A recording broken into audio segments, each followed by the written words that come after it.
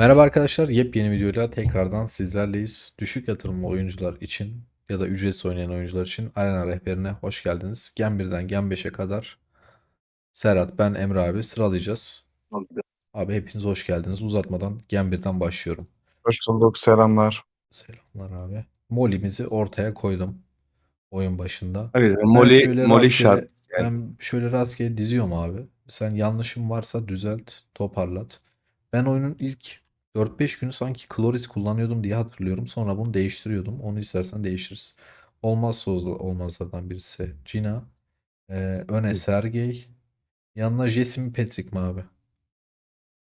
ya Patrick bence çok daha iyi bir şey Arena Hero'su Tamam. Jesse'ye nazaran. Burada değiştireceğim bir şey var mı?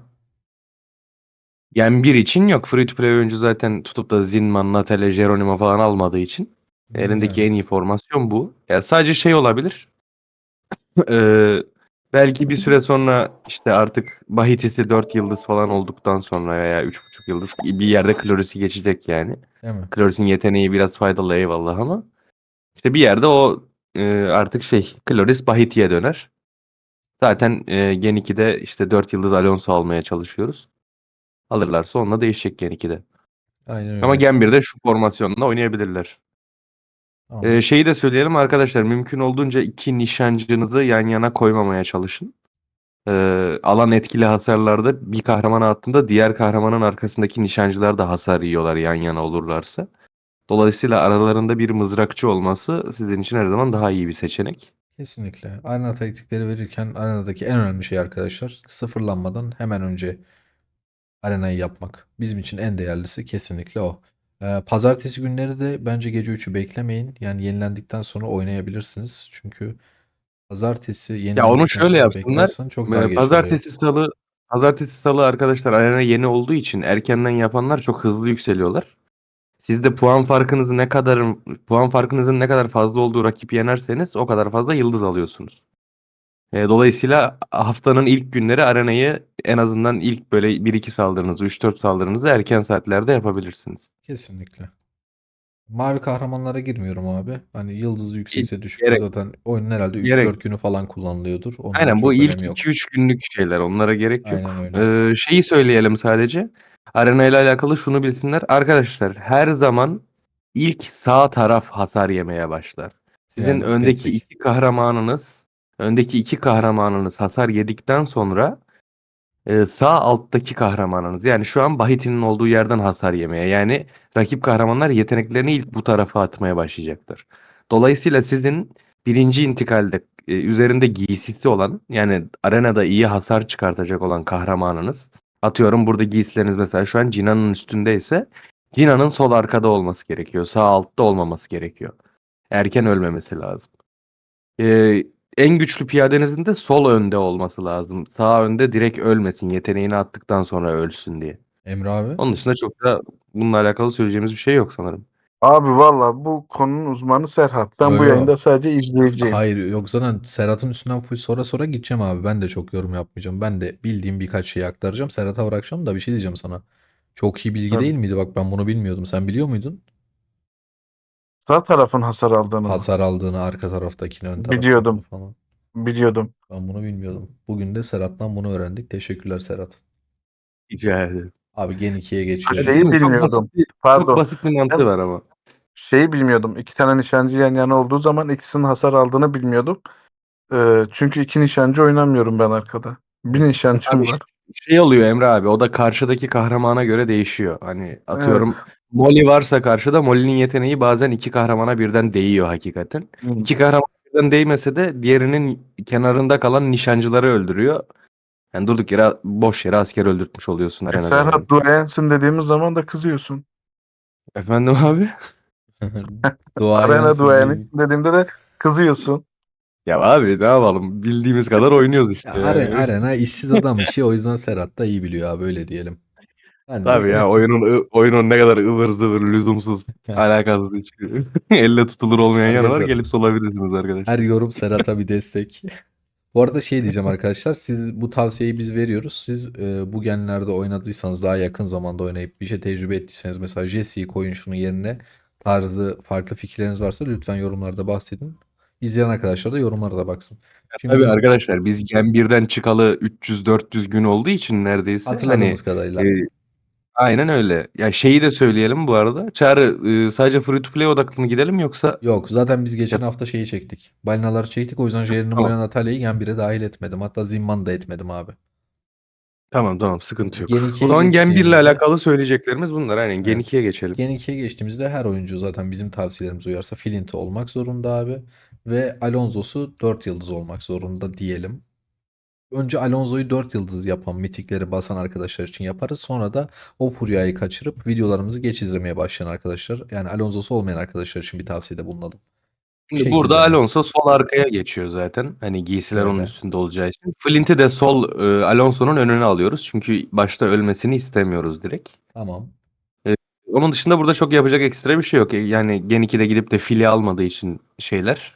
Free Evet. to play oyuncu. Ya ben Ki Fili zaten çok pardon. Ben ya şöyle arenada yapıyordum çok iyi. Serhat. Şimdi itemleri nişancıda Alonso'ya verdiğimiz için bunda da Cina'da item olmadığı için çok işlevli olduğunu ben düşünmüyordum. O yüzden Cina yerine ben Patrick koyuyordum. Şimdi ona geleceğim.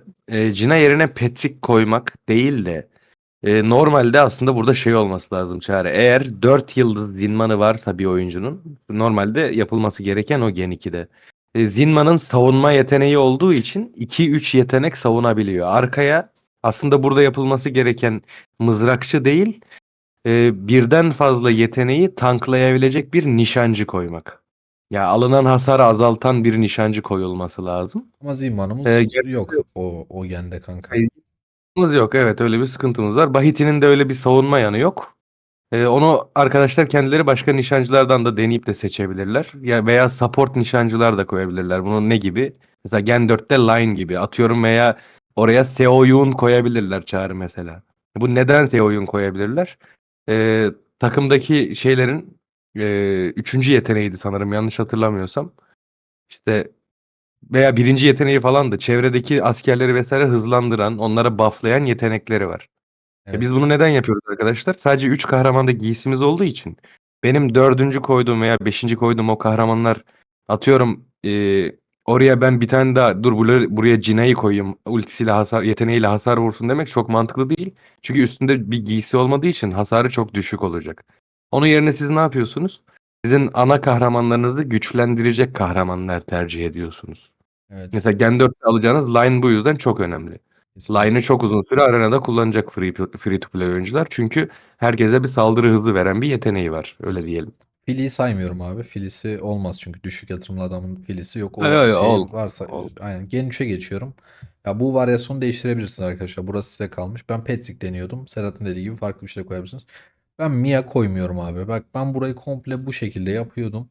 Açık konuşayım. Ben direkt şöyle yapıyordum Serhat. Ben direkt böyle Ya oynuyordum. geniş şöyle bir durum oluyor Çağrı. Çünkü Gen 3'te Şimdi Grey'imiz yok abi. Alamıyoruz. Logan'ımız da yok. O yüzden Mia geliyor. Mia'yı da koymuyordum. İşlevsel olduğunu ha da işte düşünmüyorum. ona geleceğim. Şimdi Mia'yı koymuyorsan giysilerin Molly'nin üstünde durması lazım. Sadece Evet. savaşırken Mia'ya geçirmen lazım. O oyuncunun tercihi. Ya tabii ki arena için daha iyi arkadaşlar. Mia tekli bir kahramana hasar veriyor. Molly alan hasarı veriyor. Dolayısıyla arenada Molly'yi tercih ediyoruz ama Ben yani siz diyorsanız ki ben giysi değiştirmeye uğraşamam. O zaman Mia'nızı koyun tabii yani. bu son gene kadar Gen 5 bize geldi değil mi Çağrı? Gen 5 geldi abi. Gen 5'e kadar benim kıyafetlerim de Alonso'daydı bu arada. Evet. Arenada Alonso'yu kullanıyordum diye. Öyle Peki olması lazım mesela. Mia yerine Alonso, ne Greg. tercih edebilirsiniz abi? Yani şahsen Gen 3'te şey yani Çağrı şöyle bir durum var. Yetenekleri ne kadar kötü olsa da normalde hani yeni gendeki kahramanların istatistikleri hep daha yüksek oluyor ya. Yine Mia mı koyuyordun yani? Hayır, kahramanların canı, savunması ve base saldırısı da yüksek oluyor. Bu aynı stat farkı, istatistik farkı arenaya da etki ediyor. Ya şöyle diyeyim, mesela şeyden örnek vereyim. Hani Reyna'yı çok övüyorum, arenada çok iyi falan filan diyorum biliyorsun. Evet.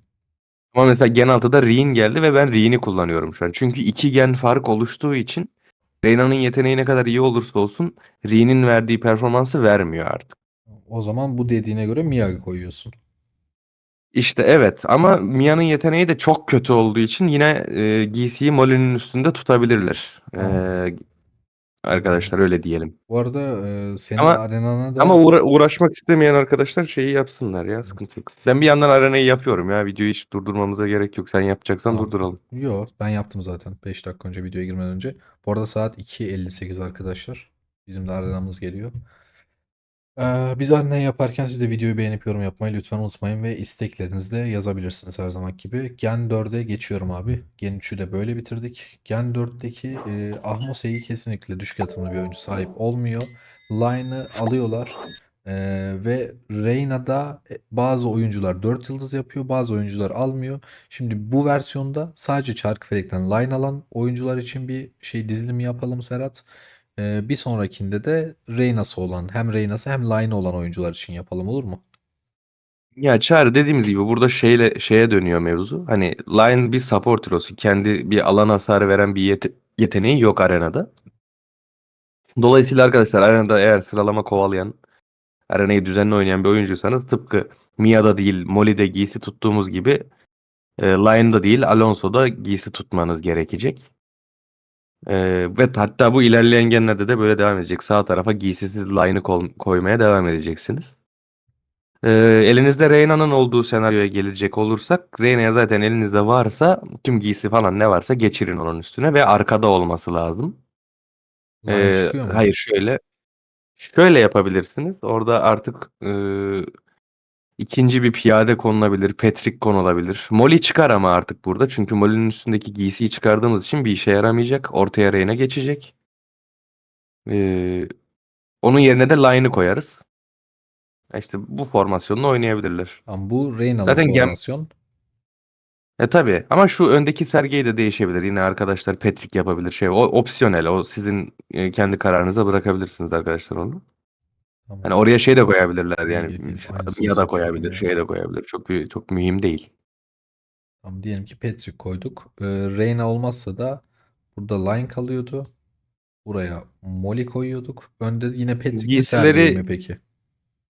e, ön tarafta Patrick mi Sergey mi, güzel soru. Ya ben şahsen piyade koymayı tercih ediyorum. Öyle diyeyim.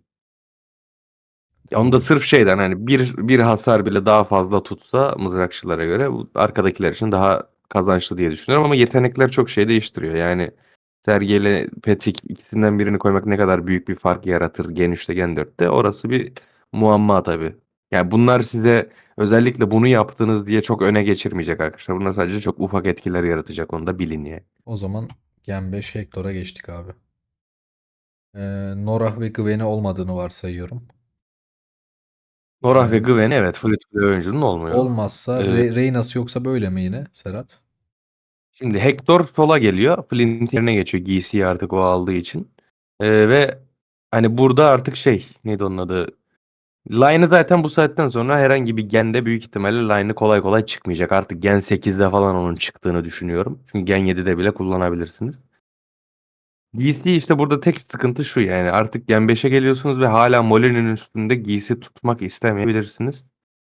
İşte ona yapacak pek bir şey yok arkadaşlar. İyi mızrakçı, ya arena yeteneği olan mızrakçıyı çarktan gen 6'da alabiliyorsunuz.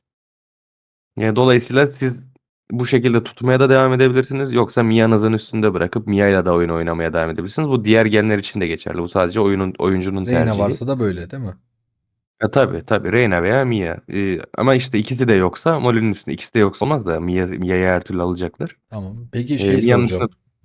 Ya bu senaryoda böyle iki senaryoyu gösterdik. Molly ya da Reyna geldi. Peki diyelim ki bir oyuncu e, yatırım yaptı, mitiklerini biriktirdi. Bu gende Gwen ya da Nora ikisinden birini de aldı. Onun da bir varyasyonu yapalım. Elinde olan arkadaşlar sorarsa onlar da cevap olsun.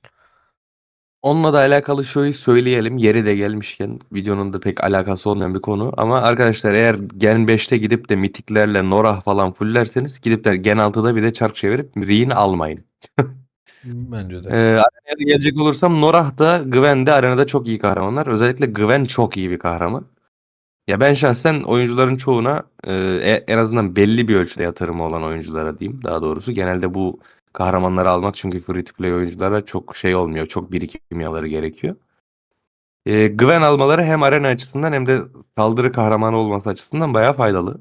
Yani seferlerde de silahı çalışıyor. Zaten Gwen'i aldığımız senaryoda Alonso kalmıyor çar direkt. Sol arkaya geçiyor Gwen. Gwen'i çok uzunca bir süre arenada çok rahat kullanabilirler. Çünkü arenada çok güçlü. Hani hem alan hasarı var hem de pasif yeteneği var. Düz vuruşlarıyla sürekli karşı kahramanlara arada farklı farklı bombalar gönderiyor. Arenada inanılmaz güçlü. Norah varsa da hani Reyna mı Norah mı diye sorarsan Reyna'sı da var. Reyna'sı varsa zaten Norah yoktur diye düşünüyorum. O yüzden onu çıkartarak Norah girecek burada yani. Tabii bu iki kahraman aynı anda sizde olmaz arkadaşlar. Büyük ihtimalle hem Gwen hem Norah alamazsınız. İşte burada Norah'ın olduğu senaryoda da tekrar Alonso'ya dönüyorsun.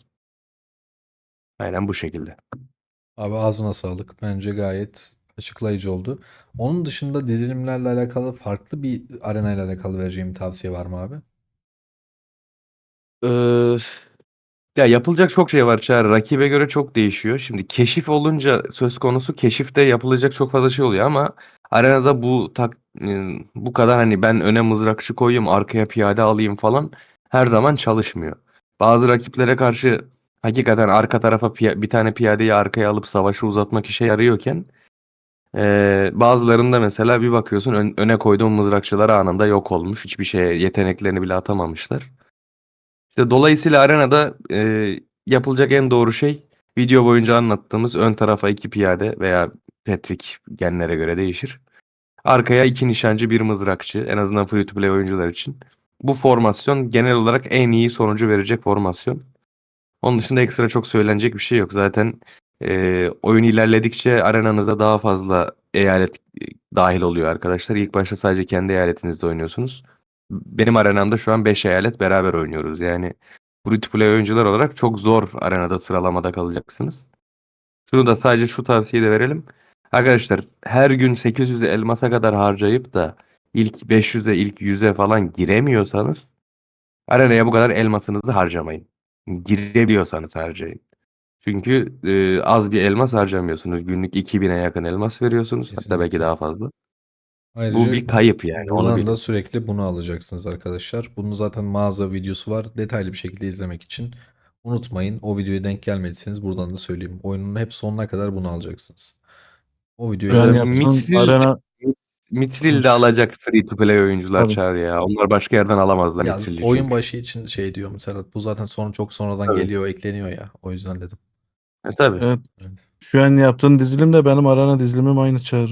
Öyle mi? Ben rastgele hızlı konuşan Evet. alır dedim bıraktım abi. Şu an benim arena dizilimim böyle. Böyle oynuyorum. Emre abi bu arada bak onu da söyleyeyim. Yeri gelmişken o da güzel olur. Çift mızrakçı oynuyorsan e, en güçlü mızrakçını yani üstünde giysi olan mızrakçını sol arkaya alıp nişancıyı ortaya alman lazım. Onu Nasıl bir nasıl dene. yapalım? Nişancıyı ortaya al. Üstünde giysi olan mızrakçını da artık Reyna ile oynuyorsundur büyük ihtimalle Reyna ile giysi. oynuyorum. Aynen Reyna'yı sol arkaya al. Etkisini görürsün yani. Ya normalde öyle oynuyordum. Dizilimim böyleydi. Benim gücüme yakın biri vardı. Mecbur o sola alıyor diye ben de mecburen güveni sola Ha, almak sen zorunda şey kaldım. ha, rakibine göre sen şey yaptın Evet anladım. evet. Yoksa normalde Reyna ortadaydı. Reyna soldaydı, Güven ortadaydı. Böyle oynuyordum. Ama o rakibe karşı mecbur onu yapmak zorunda kaldım. Anladım. O zaman Abi söyleyeceğimiz başka bir şey yok diye düşünüyorum. yok. Sadece şey. Arkadaşlar kanala hala abone değilseniz kanala abone olup bildirimleri açmayı unutmayın. Ve Serhat'a teşekkür etmeyi de unutmayalım. Gecenin üçünde geldi. Yorduk Serhat'cığım. Senin de çok teşekkürler. Ben teşekkür ederim. Bayağıdır da arkadaşlarla görüşemiyorduk. Canlı yayınlarda bizi takip etmeyi unutmayın arkadaşlar. Discord'umuza da katılın. Burada şey neydi onun adı? Soru cevaplarınızı her türlü yanıtları bulursunuz. Videoyu beğenmeyi unutmayın. Kendinize iyi bakın.